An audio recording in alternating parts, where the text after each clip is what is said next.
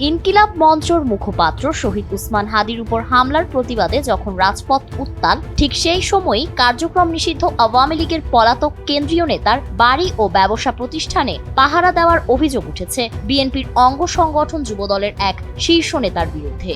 আর এই অভিযোগের জের ধরেই কারণ দর্শানোর নোটিশ পেয়েছেন মাদারীপুর জেলা যুবদলের আহ্বায়ক ফারুক হোসেন ব্যাপারী।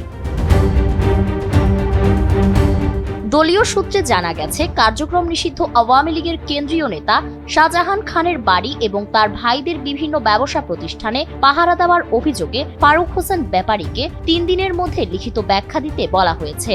কেন্দ্র থেকে পাঠানো শোকজ নোটিশে তার সাম্প্রতিক কর্মকাণ্ডে দলীয় শৃঙ্খলা পরিপন্থী হিসেবে উল্লেখ করা হয়েছে। RICL TMX, যুগের পর যুগ স্থাপনা থাকে মজবুত। স্থানীয় সূত্র জানায়, ইনকিলাব মঞ্চর মুখপাত্র উসমান হাদির উপর হামলার প্রতিবাদে শনিবার মাদারীপুরে বিক্ষোভ মিছিল ও গায়েবানা জানাজা অনুষ্ঠিত হয়।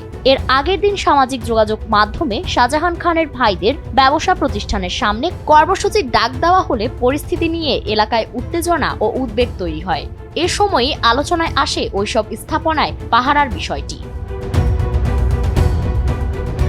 বর্তমানে শাহজাহান খান ও তার ছেলে আসিফুর রহমান খান কারাগারে থাকলেও তার ভাইয়েরা পলাতক রয়েছেন। তবে মাদারীপুরে তাদের পরিবহন ব্যবসা, আবাসিক হোটেল ও পেট্রোল পাম্প সহ একাধিক ব্যবসা প্রতিষ্ঠান স্বাভাবিকভাবে চালু রয়েছে। এমন পরিস্থিতিতে শনিবার সকালে জেলা যুবদল আহ্বায়ক ফারুক হোসেন ব্যাপারীর নেতৃত্বে 40 থেকে 50 জন কর্মী শাহজাহান খানের ভাই হাফিজুর রহমান জাচ্চু খানের একটি পেট্রোল পাম্পে অবস্থান নেন। ওই সময়ের ছবি সামাজিক যোগাযোগ মাধ্যমে ছড়িয়ে পড়লে ব্যাপক সমালোচনার জন্ম হয়। এ নিয়ে বিএনপির এক নেতা দাবি করেন, আওয়ামী লীগ আমলে ফারুক হোসেন ব্যাপারী শাহজাহান খানের পরিবারের সঙ্গে ঘনিষ্ঠ ছিলেন। আর্থিক লেনদেনের মাধ্যমে আওয়ামী লীগ নেতার পারিবারিক ব্যবসা প্রতিষ্ঠানে পাহারার দায়িত্ব নেওয়ার অভিযোগ রয়েছে তার বিরুদ্ধে। এ প্রসঙ্গে জেলা বিএনপির আহ্বায়ক কমিটির জ্যেষ্ঠ সদস্য KM তোফাজ্জল হোসেন বলেন, ফারুক হোসেন ব্যাপারীর এই কর্মকাণ্ড দলীয় ভাবমূর্তিকে ক্ষুণ্ণ করেছে। অর্থের বিনিময়ে আওয়ামী লীগের একজন নেতার ব্যবসা প্রতিষ্ঠান পাহারা দেওয়া কোনোভাবেই গ্রহণযোগ্য নয়।